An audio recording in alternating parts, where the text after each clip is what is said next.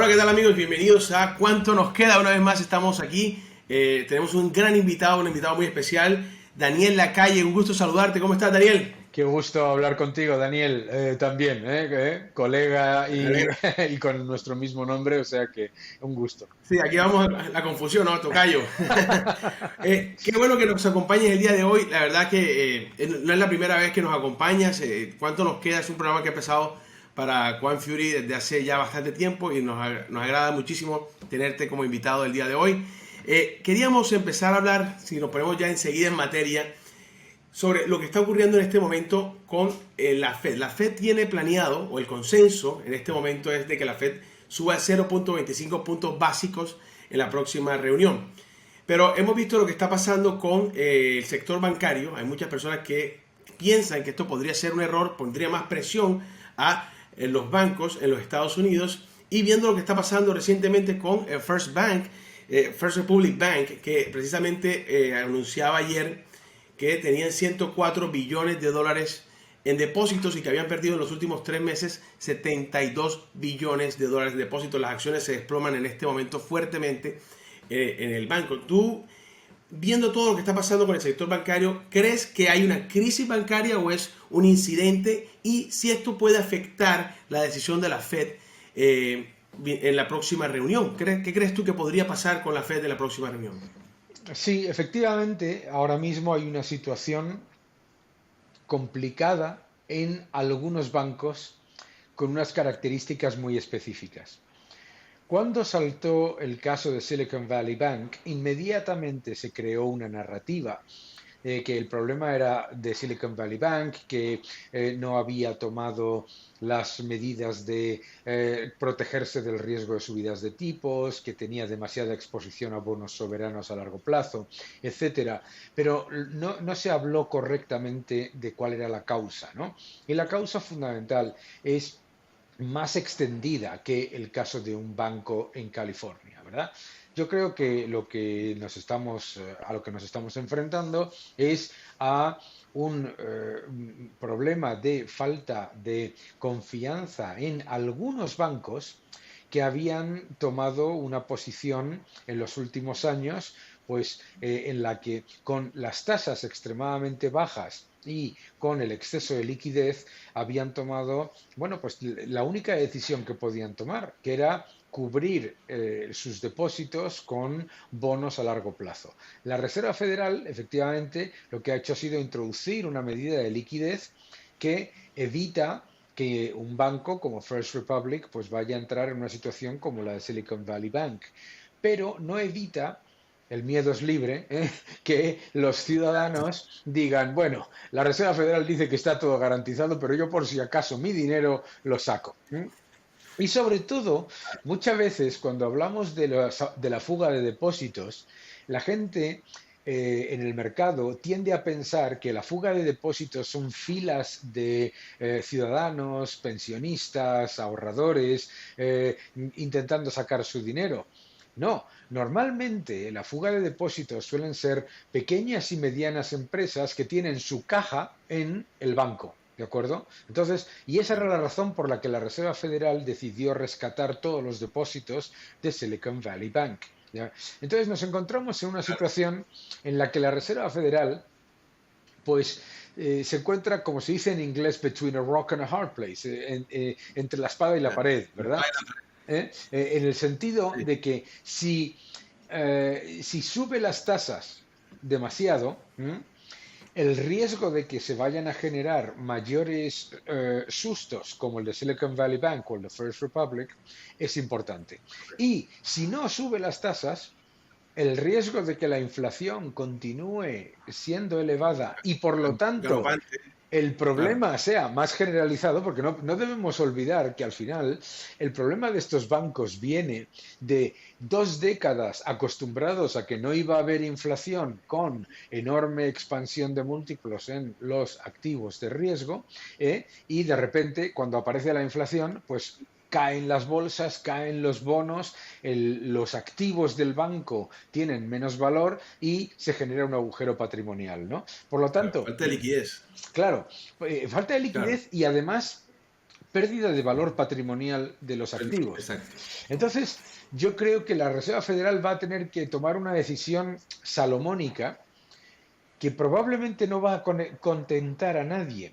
Porque claro, también tenemos que entender que si la Reserva Federal no sube los tipos, tampoco va a parar el problema de los bancos que, digamos, vayan a tener problemas puntuales. Por lo tanto, Claro. yo creo que ya está fuera del alcance de la Reserva Federal. Creo que, exacto, que la Fed ya no tiene mucho margen, ¿no? Para jugar aquí. Eso es, Tiene que jugar, tiene que seguir el libreto. eso es.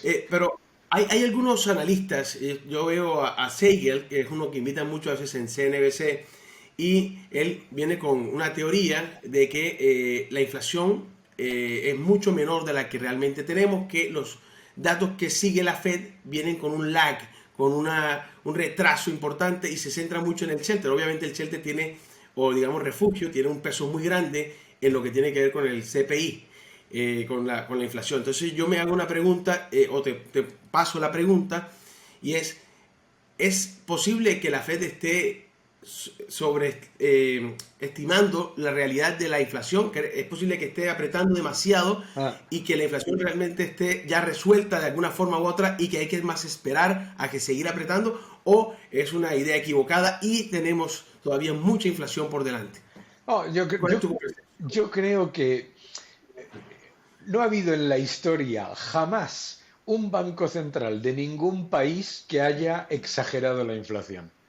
Los bancos centrales, si hacen algo que, como hemos visto en el pasado y toda la historia monetaria, es normalmente no prever la inflación y cuando llega, tardar bastante tiempo en actuar, ¿de acuerdo? Sí, La idea en sí misma, si lo piensas desde el punto de vista de lo que es un banco central, la idea de que un banco central exagera la inflación es literalmente como decir que, no sé, que una empresa que vende coches exagera la importancia de las ruedas. No, ¿entiendes? sí, sí, Es al contrario, lo que hace un banco central, por definición, al comprar bonos del Estado, al comprar mortgage-backed securities, activos ligados a hipotecas, con lo que hace un banco central siempre es buscar inflación. Y de hecho, la Reserva Federal, si ha hecho algo, ha sido cambiar su mandato de la estabilidad de precios a añadirle desempleo y a añadirle estabilidad de precios en the long run, en el sí, medio y largo plazo. Por lo tanto, con todo mi respeto a la opinión de este analista, sí. es como mínimo debatible y desde luego pues poco creíble que la Reserva Federal o cualquier banco central del mundo digamos, tome medidas demasiado exageradas en cuanto a combatir la inflación. Sí. Además, es muy sencillo.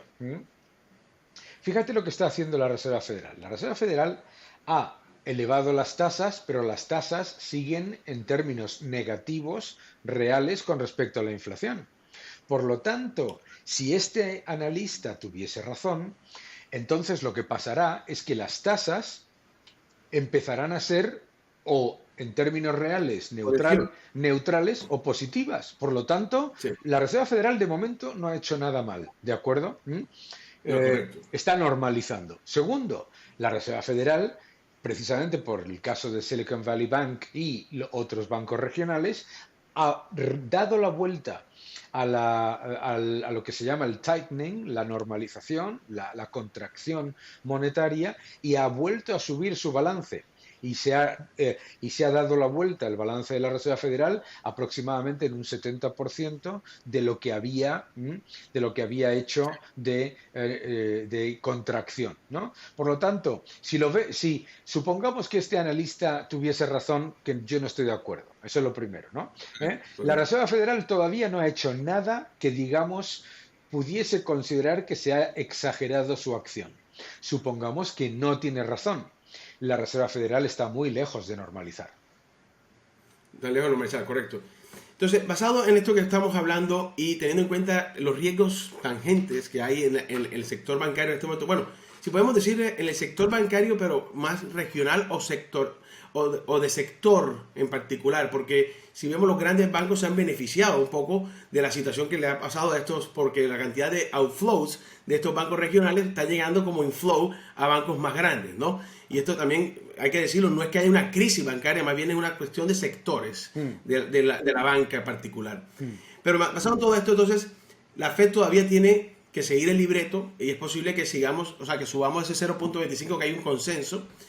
Pero también hay otro consenso importante que me gustaría ver tu opinión, y es que se sube 0.25 en la próxima reunión y la mayoría de los fondos institucionales, de los bancos, que he visto los consensos, dicen que será la última subida de tipos. Sí, ¿Concuerdas con eso? yo no estoy de acuerdo. Y, No, ok. y creo, Coméntame por qué. y te voy a contar por qué. Mira, en los últimos datos de inflación, el mercado ha reaccionado muy positivamente. ¿Por qué? Porque bajaba la inflación titular, ¿de acuerdo? Pero la Sí, inflación titular bajaba por el efecto base, es decir, la inflación es sí, acumulativa. Si tienes una inflación del nueve se por quitaron ciento, atrás. claro, si tienes una inflación del 9% en marzo de 2022 y la inflación baja al 5% en marzo de 2023, la inflación no está bajando. Lo que está bajando, lo que se está reduciendo es el ritmo de subida de los precios. Correcto. Y lo más importante es que la inflación subyacente, los precios menos volátiles, ha seguido subiendo. ¿De acuerdo? El Sí. último dato de inflación subyacente en Los Estados core están Unidos subiendo, sí. efectivamente ha sido superior. Por lo tanto, si nosotros nos atenemos a lo que la Reserva Federal nos ha dicho, ¿eh? En realidad tendría que subir los tipos al menos una vez adicional a la próxima, es decir, dos a partir de ahora. Dos, dos. Am, Segundo, eso sí se vuelve a normalizar el balance de la Reserva Federal y vuelve a, digamos, se estabiliza el problema de liquidez, como tú bien decías, de un sector muy particular del sector financiero, ¿vale? Pero Correcto. a mí lo que me preocupa en el mercado es que haya mucha gente apostando a una cosa y la contraria, que es lo siguiente. Por un lado, tienes un consenso que espera que los tipos bajen, ¿m? Y por otro lado, un consenso que espera que la economía vaya mejor, que crezca, el crecimiento sea superior, que los beneficios empresariales mejoren, etcétera. Vamos, no pueden pasar esas dos cosas. Si los tipos bajan masivamente, como tiene parte del consenso o una gran parte del consenso en sus estimaciones, es porque la Reserva Federal percibe un desplome de la actividad privada. Esto es lo importante que tenemos que entender. Entonces hay que tener mucho cuidado en, como inversores, pensar que una bajada de tipos va a ser un acicate para un catalizador para que las bolsas sigan subiendo. Porque si bajan los tipos es porque la Reserva Federal no ve un aterrizaje suave como lo ve ahora, sino porque ve un problema Sí. muy importante, ¿entiendes? Entonces, yo creo que ese es el gran, lo que me preocupa del mercado actualmente. Porque si, Entiendo. Sí, piénsalo, claro. la Reserva Federal bajaría solamente los tipos si viene una fuerte recesión. Sí, es que No, si, Daniel, si te vas a la historia, y es que tienes razón, si tú ves cada vez que la Fed ha tenido que subir las tasas de interés y cuando las empieza a bajar, se viene un desplome en los mercados. claro, Justo en el momento de la bajada de los tipos, precisamente porque, como tú dices, los bajan a raíz de una situación compleja en la economía que empieza posiblemente ya a desbaratarse o a caer o a desplomarse, ¿no? claro, por eso La- cuando yo hablo en los medios de comunicación y digo que espero que la Reserva Federal suba dos veces los tipos, me dicen, qué negativo. No, si sube dos veces los tipos es porque la economía continúa bien, porque el empleo continúa bien y porque la situación de liquidez de unos bancos está controlada.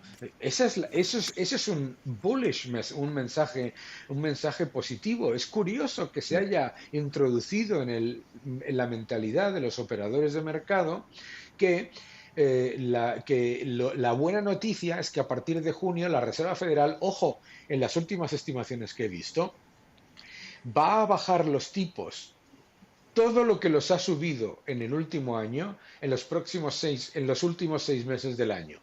Piensa por un momento lo que significa eso. Eso significa que No creo. el conjunto de la Reserva Federal, todos los miembros de la Reserva Federal dicen, por Dios, lo que tenemos que hacer es bajar los tipos a donde estaban antes, porque aunque la inflación sea elevada, se está desplomando la economía. Y eso obviamente destruiría pues la parte más cíclica de los mercados, todo lo que tiene que ver con, bueno, obviamente la renta variable, las estimaciones de Sí. beneficios empresariales que tiene el consenso ahora mismo se tendrían que revisar muy a la baja. Es decir, para Correcto. mí, para mí el escenario negativo es que se espere una bajada de tipos. Claro, pero yo te hago una pregunta. En las últimas minutos de la Fed, Powell dijo, ahora mismo está en 5%, la vamos a subir, de pronto se hace una cero más, 0,25, y como dices tú, podría llegar hasta otra 2, una segunda más, tendríamos 5,50. Pero ellos prevén en los próximos 12 meses, y está planteado en las minutas, que en los próximos 12 meses estaríamos en 4,25. Sí, Entonces, la misma Fed está planteando un posible corte de las tasas de aquí a 12 meses, sí. obviamente, pero un corte mucho mejor que todo lo que la gente está haciendo un consenso de que se van a reducir todo en 6 meses, tampoco. Je. Pero por lo menos ya plantea la Fed la posibilidad, y porque ve quizás que las cosas pueden empeorar un poco de aquí adelante, plantea un poco la posibilidad de cortar las tasas de interés de aquí a 12 meses, ¿no? Sí. Yo Es creo, correcto. Entonces hay. Ok. sí, Sí. pero es que son dos cosas diferentes. Una cosa es que la Reserva Federal mire a largo plazo y diga, si pensamos que la inflación va a bajar al 3,5-4% en los próximos 18 meses, que las tasas estén al 4,25, es normalización monetaria dentro de un escenario de lo que ellos llaman el aterrizaje suave. Bien, de acuerdo, Ok. eso es Bien. consistente. Eso no es lo que está estimando el mercado. Que no es lo que está haciendo El el mercado. mercado está estimando que en junio les entra el pánico y empiezan a bajar las tasas a una velocidad tan rápida como las subieron. Eso es otra cosa. Ya es una cosa muy distinta. Y eso sería, bueno, como dices, estoy de acuerdo contigo en eso, que sería algo catastrófico. No lo veo viable en ese tan corto plazo. Una última pregunta con respecto a esto, y es que, bueno, tenemos ya la subida de las tasas de interés. Sabemos que la Fed tiene que ahora seguir el libreto, ¿no? ¿Hay alguna posibilidad de que la Fed cambie o empiece a bajar estas tasas de interés, no con la velocidad que estábamos comentando, pero sí, si ve que la inflación llega cerca a los objetivos más rápido de lo planteado? Es decir, sabemos que el core o el subyacente viene subiendo, que es algo que es lo que más revisa Powell, y no tanto lo otro. Pero la última subida de las tasas de interés, perdón, de la inflación mostró en el mes a mes 0,1%, cuando se había calentado muchísimo en enero y febrero entre 0,5 y 0,4. Sí, Pero veníamos de otros meses de 0,0, 0,1, 0, inclusive tuvimos uno negativo que terminó revisándose.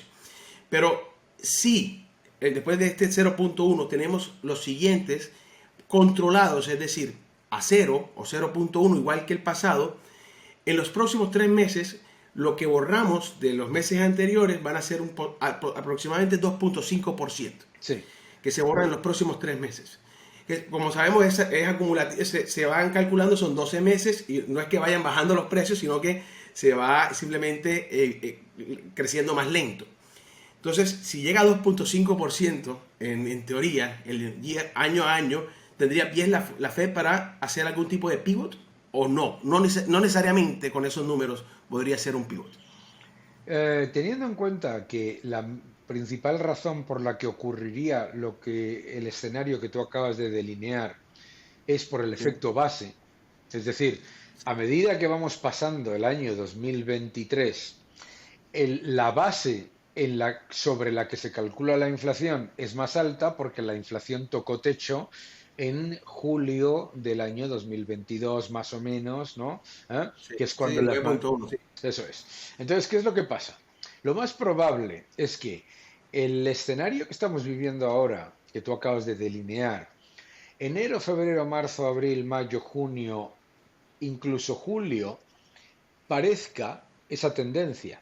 Pero la Reserva Federal no son tontos. Saben que en Exacto. agosto y en septiembre, simplemente con la misma tendencia de subida de precios que estamos viviendo en la subyacente, en agosto y en septiembre lo que va a pasar va a ser lo contrario, es decir, que vamos a volver a tener tasas intermensuales del 0,4, 0,5, 0,6 y a lo mejor incluso del 1% por el efecto base, ¿no? Entonces, yo creo que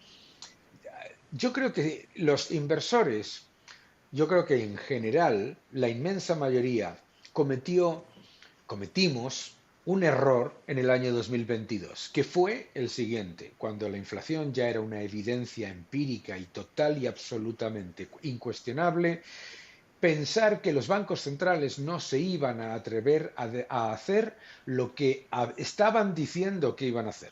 ¿M?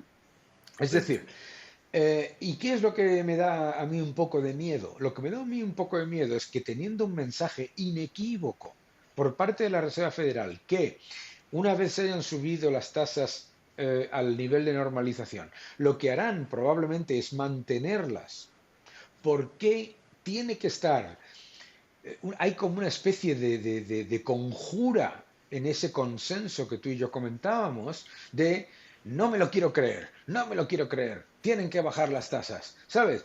Bueno, yo prefiero orientar mi portafolio, nuestras carteras, a lo que la Reserva Federal y el Banco Central Europeo dicen que van a hacer, porque pueden pasar dos cosas. Mira, si yo oriento mi cartera a que no hagan lo que dicen que van a hacer y lo hacen, las pérdidas van a ser cuantiosas. Si yo oriento mi cartera a que vayan a ser más restrictivos de lo que están diciendo, puedo estar más protegido hacia una bajada. Por lo tanto, no entiendo por qué hay esta obsesión por parte de muchos operadores de mercado de intentar forzar la máquina en las carteras y orientar las carteras hacia la parte más cíclica y hacia la parte más expuesta a las subidas de tipos, aumentando duración, aumentando el posicionamiento en sectores que también son duración, tecnología, etcétera.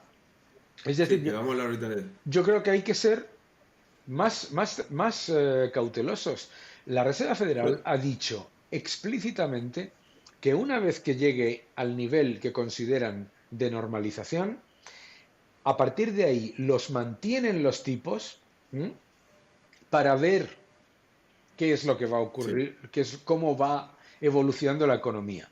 Los datos de la economía gracias hombre, pues estamos todos relativamente cómodos con los datos de Estados Unidos. Los datos de indicadores adelantados son débiles, pero no de crisis.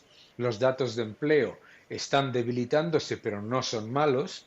Los datos de crecimiento son relativamente aceptables. O sea, no tenemos un escenario malo como para decir que la Reserva Federal tiene que hacer ese cambio de 180 grados.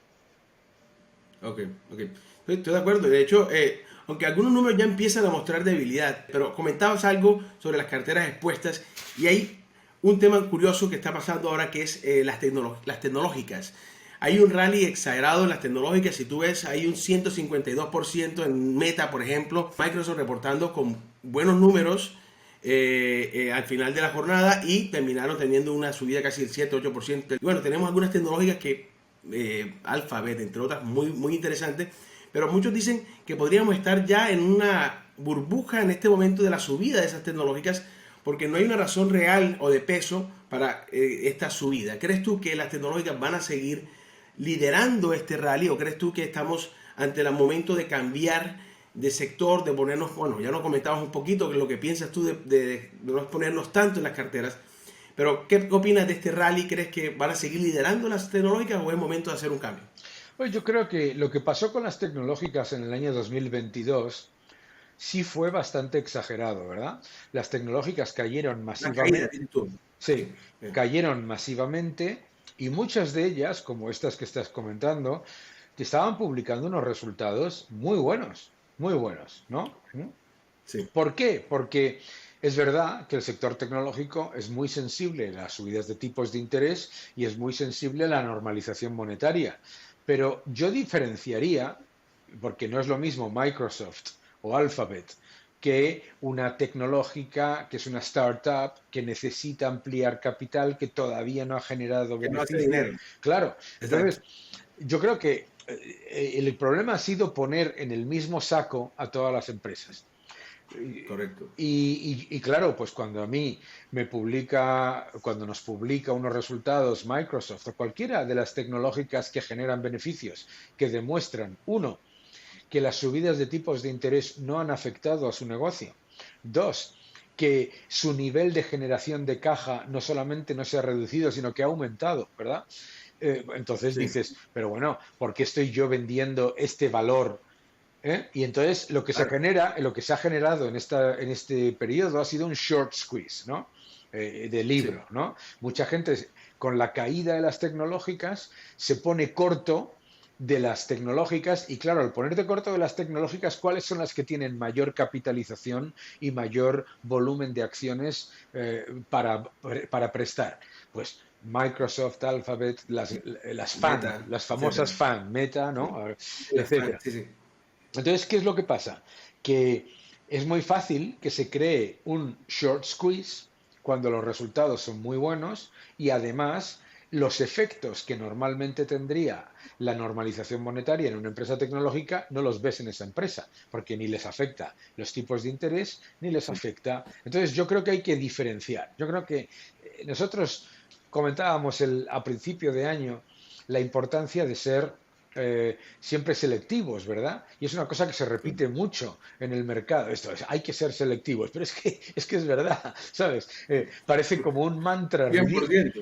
Hay que serlo, ¿no? Eh, Sí, pero yo me gustaría ahondar en un tema particular, que es, no puedo entender, volviendo a apostar por una cosa y la contraria, yo no sí. puedo entender a todos aquellos inversores que esperan que el mercado suba un 10, un 12, un 14% de aquí a fin de año y a la vez piensan que van a caer las tecnológicas. No tiene ningún sentido.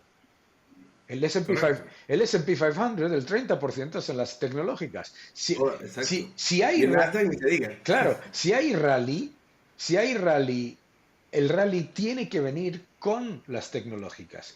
Correcto. Y si hay, y si, como he escuchado yo esta mañana, ¿no? En medio de comunicación, decía un analista, nosotros creemos que van a caer mucho las tecnológicas, pero todas las demás van a subir. Y yo me preguntaba, ¿y eso cómo va a ocurrir?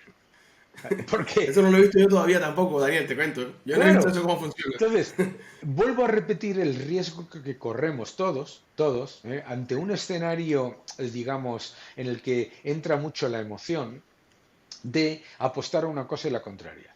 Nosotros creemos que los tipos se mantendrán una vez subidos. Creemos que eso es porque la economía no va a entrar en crisis, sino en ralentización, ¿de acuerdo? Pero nada preocupante, o por lo menos no extremadamente preocupante, Sí. que eso no es malo para las bolsas y por supuesto no es malo para las tecnológicas con beneficios. Pero no apuesten ustedes a las Las tecnológicas que lo no van hacen a, dinero. por ejemplo, como he escuchado yo en algún sitio, las tecnológicas lo van a hacer muy mal, pero los bancos lo van a hacer muy bien. Así como no lo puedo entender. No, no, no, no. Bueno, no nos metamos en IPOs, nada de esto que son así que estas empresas que no están haciendo nada, todavía Claro. de dinero, startups y demás. Vamos a buscar las que son selectivas, pero todavía si hay un rally, pues lo va a hacer bien. Y entonces, por lo que estoy escuchando, ¿tú crees que va a haber una rentabilización? No va a haber algo tan grave, posiblemente estaríamos hablando de un soft landing o de una mild recession, una recesión leve. ¿Eso es lo que crees tú que puede pasar? Yo creo que el entorno, tal y como por lo menos se dibuja, ¿no? Con los últimos datos, Sí, es claramente de ralentización. No podemos ignorar eso, ¿de correcto, acuerdo? correcto. Claramente. ¿Eh? Estoy de acuerdo. Pero no, pero yo creo que hay muchos factores que ya nos están poniendo encima de la mesa que el escenario de una crisis como la del 2008, porque la gente cuando hablas de recesión piensa en una crisis como la de 2008. ¿M? Recesión Sí, son 2 trimestres de caída del Producto Interior Bruto. Eso ya lo tuvimos el exacto. año pasado en Estados Unidos y la gente se ha olvidado, ¿no? Entonces, yo creo que podemos tener 2 trimestres de caída del Producto Interior Bruto en el que el impacto sobre el empleo sea relativamente bajo, ¿m? Y Claro. con ello un entorno en el que el mercado pues sea volátil, pero no necesariamente un desastre de mercado, ¿no? Ok. Yo también lo veo algo así, y estoy de acuerdo con lo que me comentas y me gusta que me des esa aclaración. Eh, ¿Crees que la inflación va a ceder este año? ¿Crees que la Fed lo va a lograr teniendo en cuenta ese movimiento de tipos y manteniéndolo ahí arriba? A Este ver, mismo año podríamos tener el 2%. la historia de la inflación nos dice que cuando en los países desarrollados se supera el 5% de inflación, se tarda al menos una década en bajarla de nuevo a los niveles del 2%. ¿No? Oh, ok, Entonces, claro, ¿qué es lo que pasa ahora mismo? ¿Por qué hay euforia? Es relativamente fácil que la inflación, por el efecto base, interanual, etcétera, baje del 9 al 6%. Eso es relativamente fácil. Del 6 al 2, mi querido amigo, eso, that takes pain. es donde se pone complicado, sobre todo Es porque si seguiremos teniendo meses de 0.4, 0.5, esto no va a cambiar. claro. Entonces, ¿qué es lo que pasa? Que a mí mucha gente me dice que la inflación va a bajar muy rápidamente por magia, ¿no? Pero claro, yo siempre les digo, entonces, ¿por dónde se destruye la demanda agregada? Porque eso es lo que tiene que ocurrir, ¿no? O sea, si los gobiernos no están reduciendo su gasto público, ¿no? ¿De acuerdo? Las, Sí, las familias, si no esperas que vaya a haber una destrucción masiva del consumo, pues entonces no puedes siguen decir, gastando. no puedes esperar que la inflación, digamos, se reduzca rápidamente. Entonces a mí me preocupa mucho que la gente asuma el efecto de corto plazo que ha ocurrido con las materias primas, ¿vale? Eso, las materias primas han Sí, bajado todas a partir de las subidas de sí. tipos. Ahí es donde trabaja la Reserva Federal. Es decir, mucha gente dice, bueno, la Reserva Federal no tiene nada que ver con la bajada de la inflación porque ha sido todas las materias primas. Hombre, las materias primas han bajado por las subidas de tipos. Por la subida de tasa, claro. Claro, De hecho, la sube, madera aquí en los Estados Unidos bajó 70% claro. desde el ¿Por pico qué? alto. Muy sencillo, la gente tiene que entender en las materias primas. En el momento en el que subes los tipos de interés, es muchísimo más caro almacenarlas, muchísimo más caro transportarlas, muchísimo más caro financiar posiciones largas y todavía más caro financiar margin calls. Entonces, todo el efecto de la guerra de Ucrania se dio la vuelta por las subidas de tipos. Bien, eso es bajar la inflación del 9 al 6 o al 5 y pico. Pero del 5 al 2 necesitas destrucción de la demanda agregada. Necesitas contracción del consumo, contracción de la inversión, contracción de las exportaciones y, ojo, contracción del gasto público, porque el gasto público es casi el 50% del Producto Interior Bruto en los países desarrollados. Si ninguna de esas 4 cosas van a ocurrir, entonces no puedes apostar a que la inflación va a caer rápidamente por una cuestión mágica. Porque, piénsalo, ¿de dónde viene, de dónde viene o sea, la única manera en La la que, caída de dónde va a venir, exacto. claro, ¿de dónde va a venir la reducción? Si tiene que haber una fortísima reducción de la demanda y eso no va a ocurrir con Hay esta una pelea ahora política. mismo, hay una pelea ahora mismo en el gobierno por la subida de la deuda Ah, aquí en los Estados Unidos y uno de los puntos claves de los republicanos que están peleando con los demócratas es precisamente el gasto público. Y eso es una de las cosas, como dices tú, el 50% y está exagerado, es uno de los puntos claves, pero como sabemos todo eso no va a cambiar, eso no, es muy difícil que cambie el gasto público, esto no va a ser tan fácil. Ahora, el fenómeno del VIX, ¿te sorprende? Porque muchos están sorprendidos. sí, bueno, no me sorprende tanto. Si tú miras, el VIX ha caído masivamente, ¿verdad?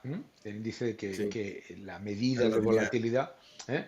Ha caído masivamente exactamente en el periodo en el que el balance de la Reserva Federal ha vuelto a subir. Es decir, es un efecto puro de Sí. una política mucho más laxa, mucho más, digamos, acomodaticia por parte de la Reserva Federal ante el La susto crisis de los dos. de Silicon Valley Bank y de los bancos regionales. ¿De acuerdo? Ok, Pero ok, claro, ok, perfecto. la cuestión es, ¿cuánto va a durar eso? Esos son Exacto. préstamos a corto plazo para contener el miedo de los depositantes, a una corrida bancaria, ¿de acuerdo? ¿Eh?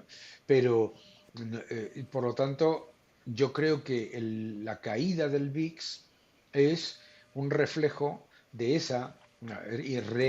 de esa reinyección de liquidez, que por supuesto, si consideramos un escenario relativamente benigno de ralentización pero no crisis, en la que hay un evento puntual con los bancos pero no un colapso, etcétera, etcétera, pues el VIX volverá a subir. Claro, Debería volver a subir, ¿no? Podría ser una cuestión momentánea a raíz de esa inyección de dinero, como nos dices tú. Eso es claro, lo que estamos viendo. yo creo que Ok, sí, yo creo que sí. ok. Mira, una preguntita más con respecto a los... Tocábamos el tema de los commodities y cómo han caído de precios. Hay mucha gente que se pregunta qué va a pasar con el oro, qué va a pasar con el petróleo. Nos refugiamos en alguno de estos. Por ejemplo, el oro y la plata han sido siempre buscados como refugio. El Ujú. petróleo en este momento, con la falta de demanda, se ha visto en caída. Los productores de petróleo han recortado a raíz de estas caídas, pero vemos que nuevamente tiende a seguir cayendo. ¿Vamos a continuar viendo una caída en esa demanda de petróleo o podría acelerarse? ¿Crees que es buena idea invertir en refugios como el oro o la plata en estos momentos? Bueno, yo creo que siempre hay que tener inversión en oro, siempre. ¿M? Siempre. Ok, me gusta eso. Por una sencilla razón. El oro es un activo descorrelacionado de la renta variable, de equity y los bonos. Y te da esa protección en los periodos de riesgo que te permite tener una cartera balanceada en la que luego puedas buscar oportunidades. Entonces yo siempre pienso que hay que tener oro. Em, Creo que el oro ha subido muy rápidamente al principio del año. ¿Por qué? Porque ha habido una fortísima compra de oro por parte de los bancos centrales. Entonces ha aumentado muy rápido la demanda en un mercado que esperaba que el oro bajase y había muchas posiciones bajistas, ¿no? Entonces es probable que el oro se mantenga en ese rango del 1800 a 2000, 2100, y necesitaríamos un escenario más negativo que el que hemos dibujado para que el oro subiera mucho más. Pero yo siempre considero que es un buen activo, como tú bien has dicho, refugio, que ha demostrado ser reserva de valor. El año pasado 2022, mucha gente decía, bueno, pero el oro no ha funcionado bien. Bueno, no ha funcionado bien en dólares porque el mejor activo fue el dólar. Pero en euros, en libras, en yen, en la inmensa Claro. mayoría de las monedas del mundo, no es que funcionase bien, es que el oro te protegió de la destrucción del poder adquisitivo de esas monedas. El oro es clave en un entorno que si nosotros ponemos, digamos, resumimos todo lo que hemos dicho en los últimos minutos, lo que estamos viviendo es un proceso de destrucción del poder adquisitivo de las monedas a la vez en tiempo real y generalizado. ¿M? Todos los bancos centrales y todos los gobiernos están intentando disfrazar sus desequilibrios fiscales de manera monetaria, expandiendo la base monetaria y diluyendo los problemas fiscales vía inflación y vía destrucción del poder adquisitivo de la moneda. Por lo tanto, hay que tener un poco de oro en una cartera. El petróleo es muy peligroso. El petróleo es muy peligroso porque normalmente los inversores le prestan mucha atención o a la oferta o a la demanda, ¿vale? Se analiza con todo detalle la demanda global, cuánto está creciendo China, cuánto crece India, etcétera. Se mira mucho la oferta, cuánto está poniendo la oferta no OPEP, cuánto está poniendo la oferta no OPEP. Y muy pocos inversores en petróleo miran la parte más importante, que es la monetaria. que es la que te acabamos de contar, ¿no? Entonces, te dicen, claro, oye, el petróleo va a ir a $100 el barril porque la OPEP ha reducido 1,8 millones de barriles al día. Un momento. ¿Cómo va a irse a $100 el barril si las tasas siguen subiendo? ¿Verdad? Entonces, Claro. el gran riesgo para el petróleo es, tú lo has dicho de una manera muy sucinta, que es, por un lado, había un gran factor positivo para el petróleo que era que la reapertura de China tras el COVID-0 iba a Sí. aumentar masivamente la demanda marginal. Eso no ha ocurrido. China está recuperándose bien, pero no de la manera a la que estábamos acostumbrados, que era comprar muchísimas materias primas. Y eso, para empezar, es buenísimo para todos. Um, Sí, sí. Segundo, por la parte de la oferta, todo el mundo se ha centrado en el recorte de producción de la OPEP, pero muy poca gente ha explicado por qué ha recortado producción la OPEP. ¿Qué es por qué? Porque Irak, que está volviendo a producir de manera muy fuerte y a crecer mucho la producción de Irak, va a aumentar su producción en aproximadamente 1,000,000 y pico de barriles al día en los próximos 2 años. ¿Qué es lo que ocurre entonces? Que la OPEP no está reduciendo producción. Lo que pasa es que Irak no entra dentro de los cómputos de la OPEP, porque como ha estado en guerra, obviamente no le van a decir y además tienes que recortar producción, ¿verdad? Exacto. Entonces, Sí. eh, en oferta, la oferta sigue siendo muy amplia. En demanda, ojo, que China no está creciendo como mucha gente esperaba, está creciendo bien, pero no como mucha gente esperaba, y Bueno, y en la parte monetaria, como suban los tipos de interés 2 veces, el petróleo se te va a 70. se te va, claro, porque vamos a bajar mucho más esa producción a nivel global, porque obviamente estamos ralentizando más la economía, entonces Claro. vamos a tener menos demanda y la oferta sigue igual. Interesante lo que me cuentas de Irak. Yo siempre he sabido que hay una cantidad bueno, el mercado del petróleo es complejo y como dices esto es peligroso también para los traders que no novatos. Yo quería preguntarte ahora, pasando ya a las recomendaciones que Daniel Lagalle nos puede dar en este momento ya como para una conclusión de cuáles son los mercados en los que los traders que estamos viendo este programa, los usuarios de Quant Fury y bueno, los otros cantidad de usuarios que nos revisan, nos siguen y que te siguen a ti también, ¿qué podríamos estar buscando? ¿Cuáles son esas oportunidades que ves ahora en el mercado? ¿Qué sectores podríamos revisar? Obviamente ya veo que el oro puede ser una buena opción, tener un poco de oro siempre en tu cartera para balancearte, pero ¿qué nos puedes contar? Yo creo que las tendencias que identificábamos el año pasado se han fortalecido. Primero, el lujo. El lujo ha demostrado ser mucho más defensivo de lo que mucha gente esperaba, ¿no? Los sectores de lujo, etcétera. Segundo, el consumo discrecional lo está haciendo muy bien. ¿M? Lo está haciendo muy bien y creemos que seguirá haciéndolo bien. Yo evitaría los llamados sectores de renta de posición, utilities, bancos, grandes conglomerados en general. ¿Por qué? Por una sencilla razón. Comentarios. Claro, cuando los gobiernos se ponen nerviosos, a quien atacan es a las empresas, digamos, de renta de posición, ¿verdad? Entonces, yo creo que hay que tener exposición a renta variable, creo que hay que tener exposición a renta variable norteamericana. ¿M? Ok.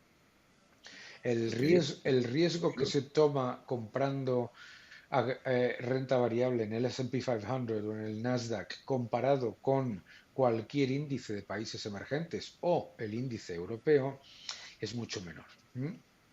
Porque Sí. recompran acciones, porque la fortaleza de los márgenes El dólar. es mucho mayor, porque las empresas son mucho más rentables con respecto a su coste de capital.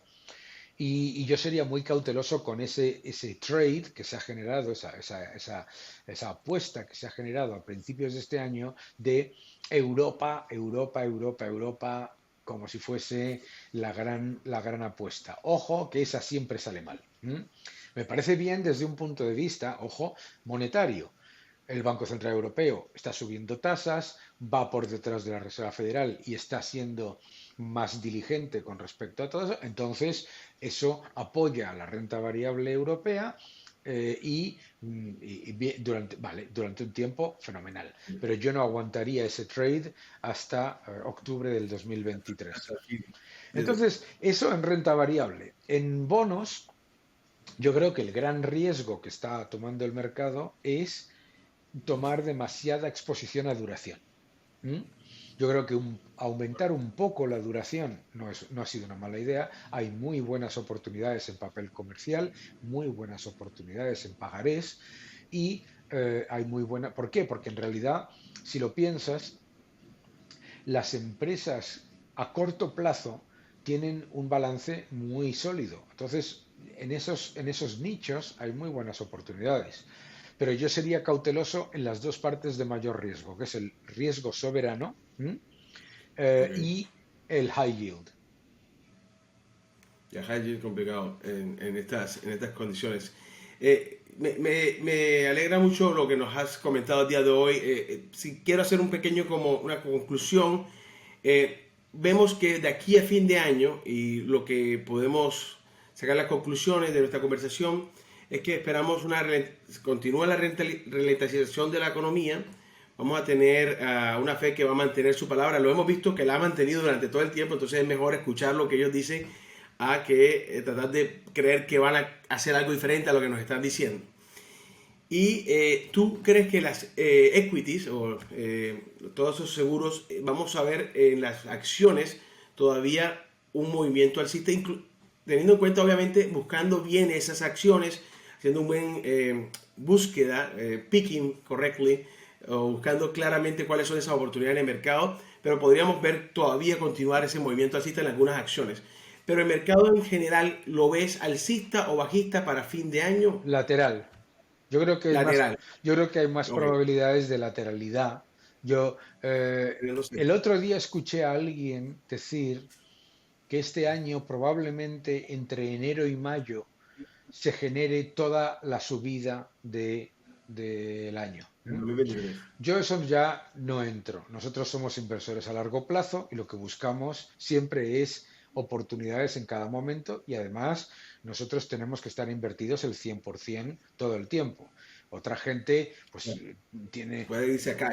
entra y sale y yo en eso no me meto. Yo no me meto. Yo digo, para una cartera a largo plazo que es muy probable que lo que esté pasando en estos meses de mercado alcista es que lo que tengas es una oportunidad para reducir exposición a la parte más cíclica, para reducir exposición a duración y para aumentar exposición a los sectores que a medio y largo plazo vayan a conformar una cartera que en nosotros básicamente vemos tres tendencias a largo plazo, ¿verdad? La primera es la tecnología con beneficios, ¿de acuerdo? O sea, lo que va a hacer la inteligencia artificial y todo el entorno tecnológico disruptivo claramente es una gran tendencia, ¿no? La segunda es el envejecimiento de la población en los sectores, en los países desarrollados y el aumento de la clase media y de la población en los países en vías de desarrollo o emergentes o en crecimiento, que genera muchísimo más demanda de mejores bienes y servicios de consumo, etcétera. Y el tercer factor para nosotros muy importante es el de la sostenibilidad. Pero la sostenibilidad, ojo, igual que la tecnología, no hay nada más insostenible que las pérdidas. Lo digo para la gente que dice, no, yo estoy invirtiendo en sostenibilidad en empresas que pierden dinero. No, gracias. O peor todavía, Así es. que todavía no han generado ni un solo dólar de, Ni un solo de peso y que ingreso. prometen el cielo y la tierra y entonces la gente se va a invertir y invertir, pierdan y pierdan y pierden. Yo lo que le diría en general a la gente es que el primer 20% para los héroes. ¿M? Que si hay una empresa que hoy en día es literalmente una PowerPoint slide, ¿no? Una diapositiva de PowerPoint, pues oye, enhorabuena. Yo no sé si será la próxima Meta, no sé si será el próximo Alphabet, pero yo hasta que no vea ahí ¿eh? Ya, que ya empezó a P&L, dar. P&L y balance, ¿no? Exacto. Buenísimo consejo, buenísimo, buenísimo, la verdad, Daniel. Hoy ha sido un placer enormemente hablar contigo el día de hoy. Creo que la audiencia va a estar muy, muy contenta de escucharte una vez más. Y bueno, gracias por estar aquí, por estar con nosotros en Quant Fury. Si quieres darnos alguna última palabra. Yo quería preguntar, antes de cerrar ya definitivamente, porque ahora que nos comentabas eso de las, bueno, las empresas los sectores más importantes que podríamos invertir en el mediano y largo plazo. Yo también tengo mis carteras a largo plazo y hay muchos que invierten también como tú, a largo plazo, que tratan de buscar esas oportunidades para mayor tiempo.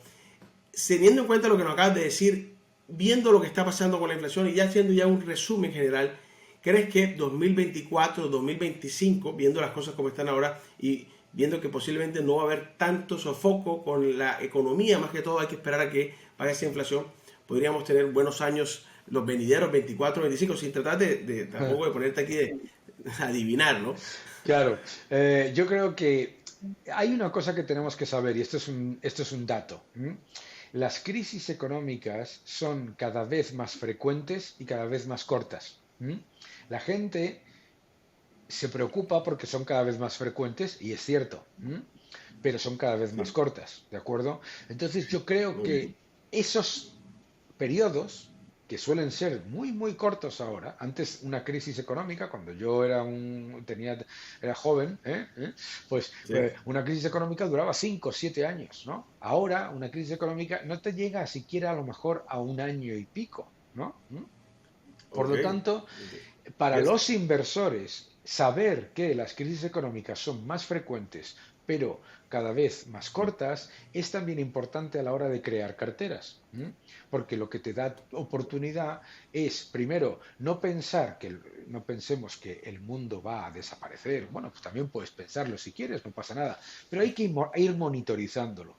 Y yo creo que es tan importante monitorizar las cosas que no van bien, que es lo que estábamos diciendo antes, ralentización, etcétera, tal cual, cómo no caer en el error de pensar que lo que va a repetirse es lo que hemos vivido en el pasado, ¿de acuerdo? Entonces, yo no sé qué es lo que va a pasar en el año 2024-2025. Lo que sí sé es que lo que es importante es reaccionar si nos equivocamos, que yo me puedo equivocar, todos nos podemos equivocar, Sí, si nos sí. equivocamos, o sea, nosotros estamos aquí no para predecir el futuro, sino para analizar tendencias y ver qué tendencias se confirman y cuáles se niegan.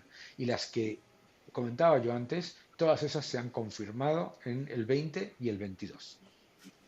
Perfecto. Excelente. Bueno, muchísimas gracias, Daniel. Encantado de escucharte, de esos buenos consejos que nos das el día de hoy. Muchas gracias por estar aquí y por participar, de verdad. Un fuerte abrazo, muchas gracias. Muchas gracias. Hasta luego. Chao. Chao.